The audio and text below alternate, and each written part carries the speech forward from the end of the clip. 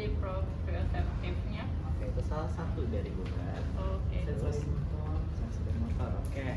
Jadi bobat itu adalah konsep pendekatan. Atau kalian bisa pikir juga untuk jadi mindset. Oke. Jadi bobat itu bukan teknik, tapi dia adalah konsep. Kalau misalnya kita persimpel lagi, itu adalah konsep problem solving. Apabila ada masalah, berarti harus ada pemecahan masalahnya. Kita langsung masuk ke arah yang anak aja ya. Iya. Kalau misalnya anak, target kita anak CP, Iya. CP aja ya berarti ya. Mana ini doang? Sama Enggak. Fokus tuh ke situ. CP aja ya. Itu kemarin. Kalau CP kan banyak ya. Terus Iya. itu masalahnya juga khas sebenarnya dia. Kita bahas ke CP dulu. CP itu ada khasnya. Apa khas dari CP? Spastis. Oke, berarti masalah kita satu dapat spastik. Iya. Ketika ada anak spastik, berarti problem solvingnya apa? Rilis. Rilis atau inhibisi. Oh, inhibisi. Apa? Sama. Rilis spastik. Inhibisi itu adalah ngeblok. Jadi ketika ada spastik itu kan ada aliran overflow Iya. dari saraf ke motoriknya. Dengan inhibisi kita ngeblok lah istilahnya. Oke, satu dapat. Ketika dia ada spastik berarti problem solvingnya rilis, inhibisi. Terus kemudian anak berkaitan erat dengan tumbuh kembang. Iya. Yes, dia bisa berguling, merangkak, duduk, tumbuh kembang. Setiap dari fungsional itu ada komponen-komponennya. Iya. Ada head control, head lifting, trunk control. Ketika kalian mau untuk mengejar si ketertinggalan itu, si fungsional yang nggak bisa duduk, nggak bisa berguling, itu kalian harus menuhin dulu komponen yang tadi. Head controlnya gimana, trunk controlnya gimana. Berarti kita nemu masalah kedua. Head control inadequat, trunk control inadequat, komponen itu inadequat. Berarti kita kasih apa problem solvingnya? Fasilitasi apa stimulasi? Stimulasi, good. Jadi ketika komponen yang bermasalah kita stimulasi head control, stimulasi trunk control.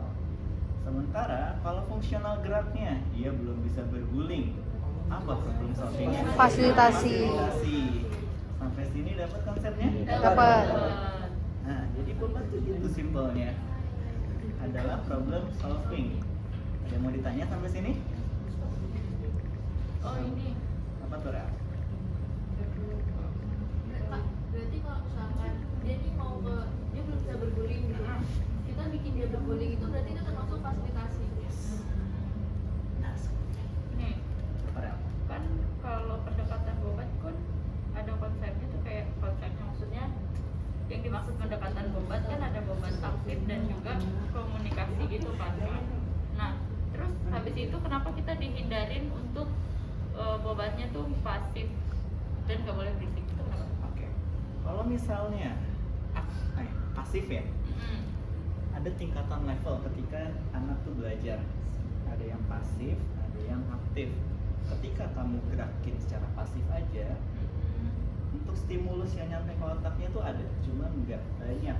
Sementara kalau kita arahin terus dia yang gerakin, berarti kan ada stimulus sensorik yang nyampe ke otaknya dan dikirim lagi ke motoriknya. Jadi lebih nyantol lah di otaknya kalau misalnya aktif. Jadi kenapa bobat itu harus aktif, nggak boleh pasif.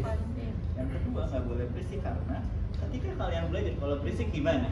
Gak masuk. Terus dapat poinnya. Oh, berarti kalau misalkan kayak gitu jatuhnya kayak rhythmic initiation gitu ya Kak, pengenalan. Oke. Ada lagi.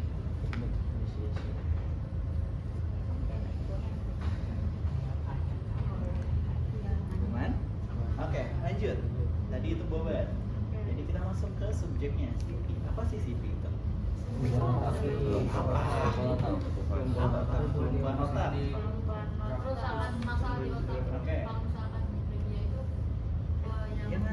itu dulu kawan. Apa saja? General aja.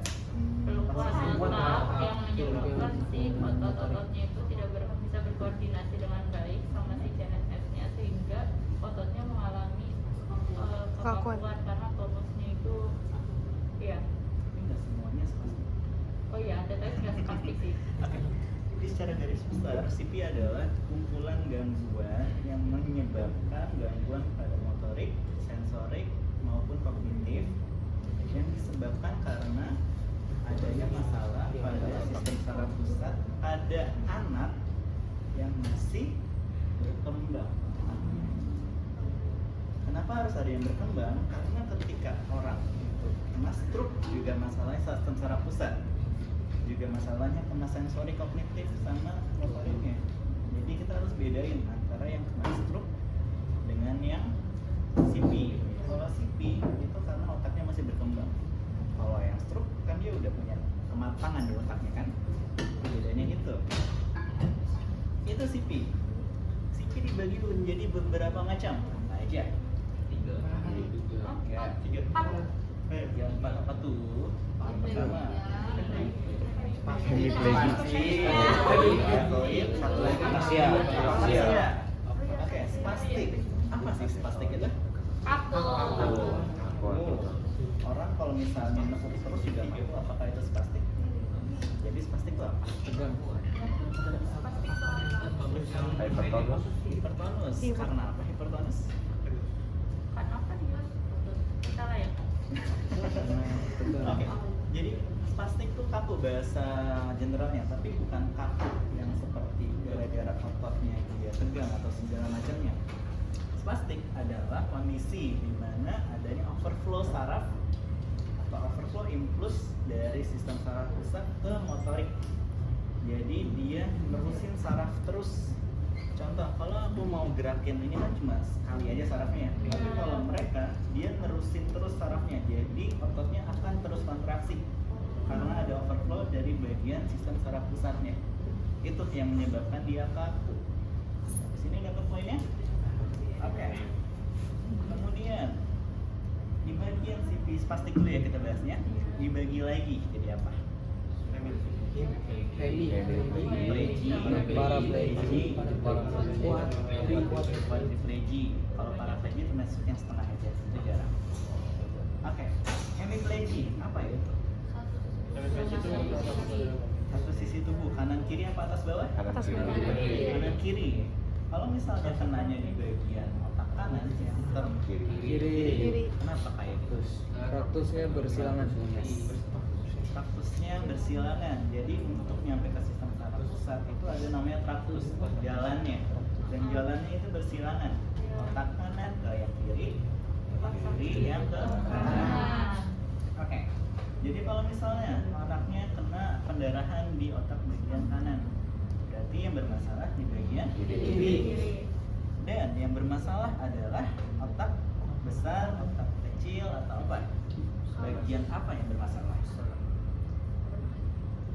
Ada anak spastik, otak bagian mana yang bermasalah?